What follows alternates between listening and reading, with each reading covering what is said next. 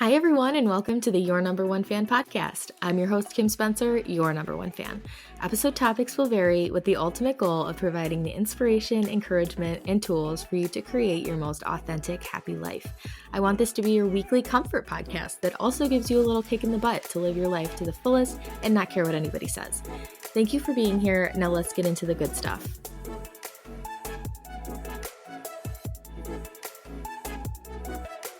Hi, everyone. Welcome back to the Your Number One Fan podcast. Today, I have Erica Freeman with me. I'm really excited. It's a very weird story. I moved away from Buffalo for a couple of years, and I was thankfully able to meet her at a job.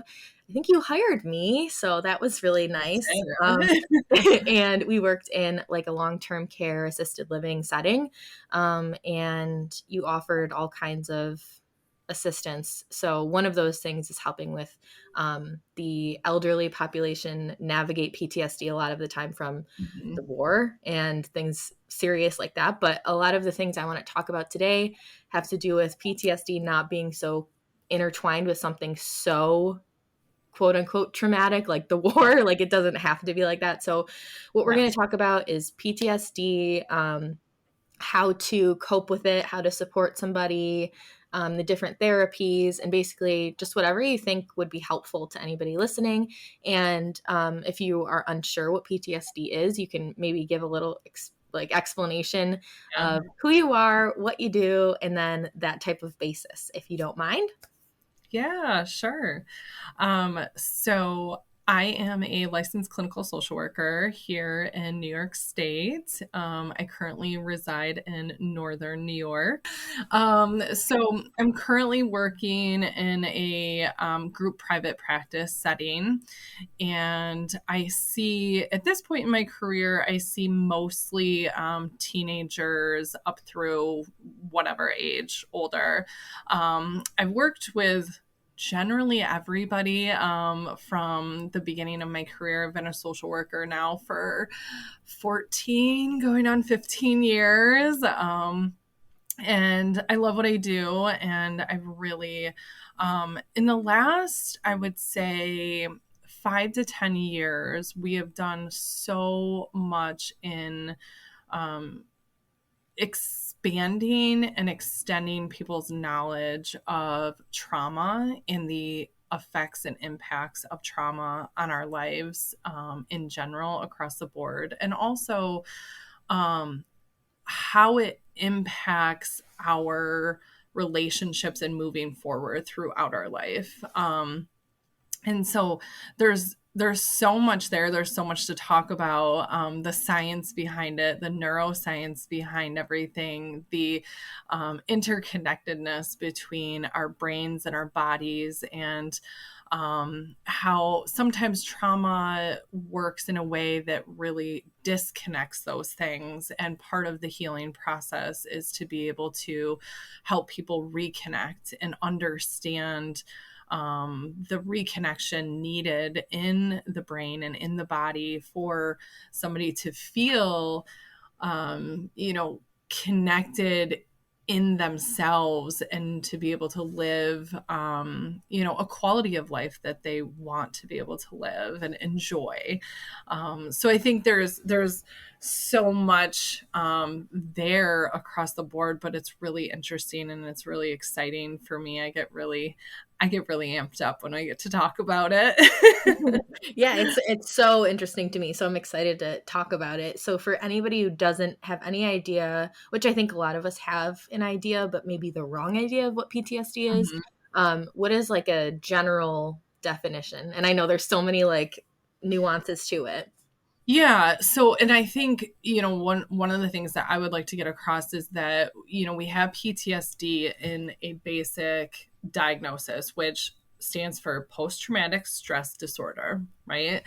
So I think most people now know that, but the underlying part of this, I think, is that we have all sorts of levels of trauma and levels of things that happen to us that don't necessarily lead to what in the DSM, which is the mental health, diagnostic statistical manual, big fat book that we all use, in diagnosing is really a basic understanding of trauma in and of itself. So we can see symptoms. So we talk about PTSD in the sense that, one of the main ones that people may know is that sometimes there's flashbacks, right? There's hyperarousal, there's hypervigilance, there's an overall, fear sometimes of certain situations, not wanting to be, maybe depending on the trauma, maybe somebody doesn't want to be in a crowd of people. Somebody doesn't want to be in a car, if there was a car accident, somebody, there's so many things that go on with that. We see a lot of anxiety. We see a lot of depression with PTSD because these things are so interconnected. And PTSD is so impactful in people's life in what they normally are doing or want to be able to do. It is very preventative in them being able to just live their life in different ways. So I tend to see and do a lot of talking about what I call complex PTSD or complex trauma. And so the complex part is a little different in the sense that when we a lot of times have a picture in our mind of PTSD being a a one-time horrible thing. So I think a lot of times we talk about war and veterans, or some of the more significant types of abuse, physical, sexual, emotional, those things happen. Big events happening, if there's hurricanes, tornadoes, people's house fires, things like that we think of like these significant events that cause or can cause PTSD or PTSD symptoms, but maybe they aren't necessarily diagnosable if they don't have them at a level that's diagnosable. But one of the things that I like to talk to a lot of my clients about is complex trauma and where complex trauma comes from and what that looks like. And the way in which complex trauma really can impact us from a young age. And so complex trauma has a lot to do with relational trauma. We talk about and understand the significance of parenting, mothering, fathering, what those relationships are, right? And for us as babies, as small children, those attachments are so incredibly significant to us because it is all that we have. And so when we look at the brain, so we go into a little bit of brain science here too, is that there's so much that is developing early on, and early on in the sense that from about 0 to 3, we're almost completely right-brained. And so if you think about the brain and the brain hemisphere, so if you kind of, cut in half and we have each side, one side, the right side, and so right side being if you're looking at somebody, it's on the right for you, right? So that makes any sense, that'll be, we don't have to go into all the neuroscience behind it. But when we talk about right side, that has a lot more to do with our emotional side, our nurturing side, our feelings, our limbic system. That is the part of the brain that when we're very little is developing. And so if you think about that, when we think about parenting and having a little bitty baby, the things that we do that are helpful to us, right? We rock, we sway, we bounce, we pat, we burp, we sing, we hum, we do a lot of these things that are very sensory oriented to soothe. Babies regulate off of us as adults. And so what happens in that 0 to 3 is all of those things are in development, right? So around the age of 3, As many of us know, if you have children or have been around children around that age of 3, the cognitive ability really picks up, and we start asking a whole bunch of questions. If you can think of 3-year-olds, how many times do you get why, what's this, who's that, right? All those questions, when they now have the verbal ability to understand the words, they start putting those to use, and they want to figure everything out. And so from that point on, the left brain is really what brings that on. We have rationalizing and thinking, logical brain. And so the two sides of our brain are very important. And this is a very much of an overview. Okay. So there's a lot more to this, but in that balancing act, we need both sides to be online. And for us, developing, growing up, that makes such a big difference in what we get early on and how we are responded to by the people in our life. So I go down this path because complex trauma has so much to do with that.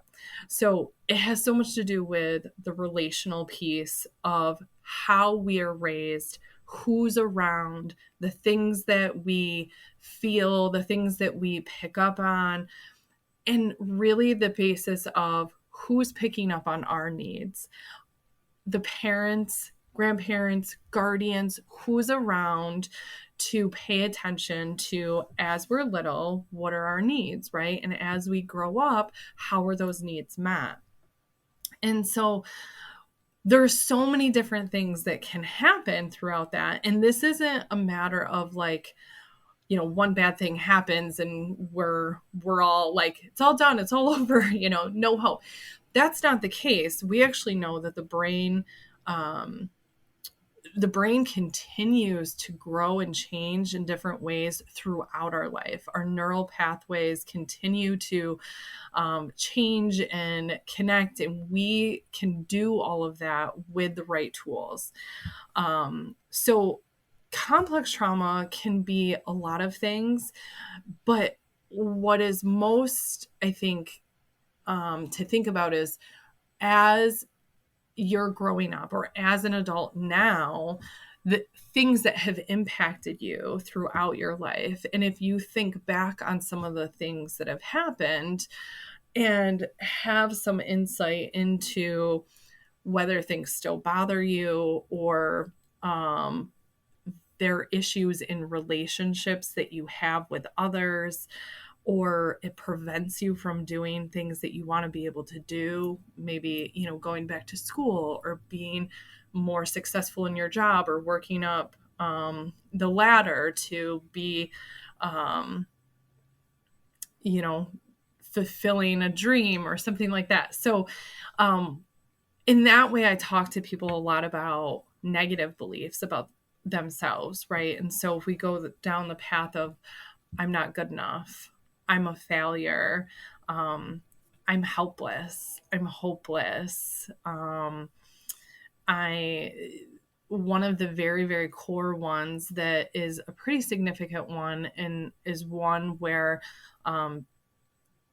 people should be in treatment for in some capacity, I would say, is if there's really an underlying feeling of I shouldn't exist, because that takes us down a path where we really get serious about talking about suicidal ideation, right? And that's one that we don't want anybody to travel, and we don't want anybody to travel alone and not feel supported.